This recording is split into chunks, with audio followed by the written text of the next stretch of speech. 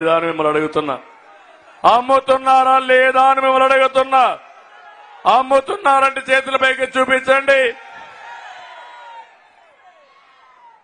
రాష్ట్రం అంతా కూడా గంజాయి మయమైపోయింది, డ్రగ్స్ మయమైపోయింది, చీప్ లిక్కర్ మయమైపోయింది. అడిగితే ఒక వ్యక్తి స్వార్థం కోసం రాష్ట్రాన్ని నాశనం చేసే పరిస్థితికి వచ్చారు. ఒక్కసారి మీరు ఆలోచించండి. నేను ముఖ్యమంత్రిగా ఉన్నప్పుడు విశాఖపట్నానికి ప్రాధాన్యత ఇచ్చాను. నేను ఎప్పటికప్పుడు ఇక్కడికి వచ్చేవాడిని. ఒకసారి ఉదువు తుఫాను వస్తే తుఫాను కంటే ముందు ఇక్కడికి వచ్చి మీరు కష్టాల్లో ఉంటే తిరిగి మామూలుగా కోలుకునే వరకు 10 రోజులు బస్సులోనే కాపురం ఉండి మీకు న్యాయం చేసిన పార్టీ తెలుగుదేశం పార్టీ. ఒక్కసారి గుర్తించుకోవాలి. అందుకే ఇప్పుడు కూడా తుఫాను కంటే ముందు, తుఫాన్ తర్వాత విశాఖపట్నాన్ని మనం ఒకసారి ఆలోచించే పరిస్థితి వచ్చింది. నేను ఒకటే ఆలోచించాను. ఇక్కడ మీరందరున్నారు, ఇక్కడ పిల్లలున్నారు. బాగా చదివిస్తే హైదరాబాద్కో బెంగళూరుకో చెన్నైకి పోయే పని లేకుండా విశాఖపట్నంలో ఉద్యోగాలు ఇవ్వాలని, మీ పిల్లల భవిష్యత్తు బంగారు భవిష్యత్తు చేయాలని నేను ఆ రోజు ముందుకు పోయాను. ఎన్నో సదస్సులు పెట్టాను. ప్రపంచం తిరిగి వచ్చాను. అనేక పెట్టుబడులు తీసుకొచ్చాం. అవన్నీ తీసుకొచ్చి పెద్ద ఎత్తున విశాఖపట్నాన్ని ఒక ఐటీ హబ్గా తయారు చేయాలని, ఒక ఆర్థిక రాజధానిగా తయారు చేయాలని, ఒక టూరిజం హబ్గా తయారు చేస్తే మనందరికి ఉద్యోగాలు వస్తాయని నేను పోయాను. కానీ ఈరోజు ఏం జరిగింది? అదే విశాఖపట్నాన్ని ఒక గంజాయి క్యాపిటల్ గా లేకపోతే ఒక క్రైమ్ క్యాపిటల్ గా తయారు చేసే పరిస్థితికి వచ్చారు.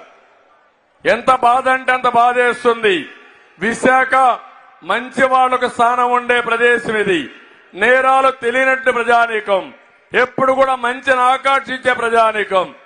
అలాంటిది ఇక్కడ వీళ్ళు ఇష్ట ప్రకారం చేసి ఈరోజు దేశంలో కూడా ఎక్కడన్నా గంజాయి పట్టుబడితే ఎక్కడి నుంచి తెచ్చారంటే విశాఖపట్నం అని చెప్పే పరిస్థితి వచ్చిందంటే బాధాకరం అని చెప్పి కూడా నేను మీకు తెలియజేస్తున్నా.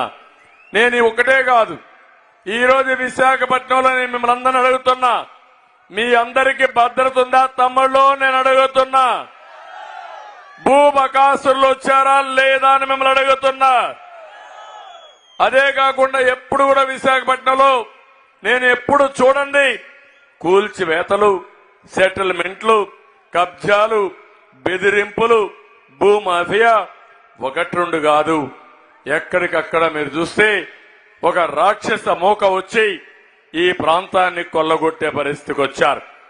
ఒకప్పుడు ప్రశాంతమైన ప్రాంతం ఉత్తరాంధ్రలో అశాంతి, అలజడి ఇవన్నీ వచ్చాయంటే ఈ దుర్మార్గులే కారణం.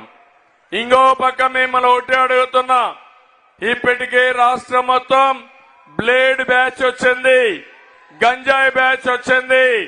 రేపు రాబోయే రోజుల్లో ఈ దుర్మార్గులు వస్తే మళ్లీ మన విశాఖపట్నం మరో పులివెందలుగా మారిపోతుంది. మీరు సిద్ధమా తమ్ముళ్ళు, ఆడబిడ్డలను అడుగుతున్నా. పులివెందలంటే మీకు గుర్తొచ్చేది గొడ్డలి, అవునా కాదా? అలాంటి గొడ్డలి పాలన మనకు కావాలనా అని మిమ్మల్ని అడుగుతున్నా. గొడ్డలి పెట్టుకొని తిరిగే నాయకులు మీకు కావాలా అని అడుగుతున్నా. మీ పిల్లల భవిష్యత్తు బాగుండాలా లేదా అని మిమ్మల్ని అడుగుతున్నా. నేను అందుకే అడుగుతున్నా, జాబు రావాలంటే మనం వస్తే జాబు వస్తుంది, జగన్ ఉంటే గంజాయి వస్తుంది. మీకు గంజాయి కావాలా, జాబు కావాలా తమ్ముళ్ళు? ఇప్పుడు కొత్తగా మాట్లాడుతున్నాడు ఈయన. కొత్త యాక్ట్ ఒకటి తీసుకొచ్చాడు, అన్ని అయిపోయినాయి. ఒక్క ఉత్తరాంధ్రలో అమ్మ మీరు గుర్తుపెట్టుకోవాలి, 40,000 కోట్ల రూపాయలు విలువ చేసే ఆస్తులు కొట్టేశారు వీళ్లు. మీ అందరికి ఇండ్లు కట్టించారంటున్నాడు. నేను సవాల్ విసురుతున్నా, ఎంత తమ్ముడు మీ ఇల్లు? 1 సెంటే కదా, 1 సెంటే కదా. ఊరు పక్కన ఇంటి జాగా ఇచ్చారా? అడవుల్లో ఇచ్చారు. చెరువుల్లో ఇచ్చారు, శ్మశానాల్లో ఇచ్చారు, వాగుల్లో ఇచ్చారు. అవునా కాదా అని మిమ్మల్ని అడుగుతున్నా. అదే మాదిరిగా మీకు ఇచ్చిన 1,50,000 ఇచ్చారు. 30,000 సెంట్రల్ గవర్నమెంట్, ఇది 2 కూడా సెంట్రల్ గవర్నమెంటే. వీళ్ళు ₹1 కూడా ఇవ్వలేదు. కానీ నేను ఒకటే హామీ ఇస్తున్నా, 2 గాని 3 సెంట్లు ఇచ్చి ప్రతి ఒక్కరికి ఇళ్లు కట్టించే బాధ్యత మాదని మీ అందరికీ హామీ ఇస్తున్నా. టిట్కో ఇళ్లు కట్టాం, ఒక మంచి ఇండ్లు కట్టాం. విశాలమైన రోడ్లు, డ్రైనేజ్ గాని, డ్రింకింగ్ వాటర్ గాని, కరెంటు గాని, అక్కడ కమ్యూనిటీ బిల్డింగ్స్ అన్ని కట్టి నివాస యోగ్యమే కాకుండా మీకు ఒక ఆస్తిని కల్పించే విధంగా తయారు చేశాం.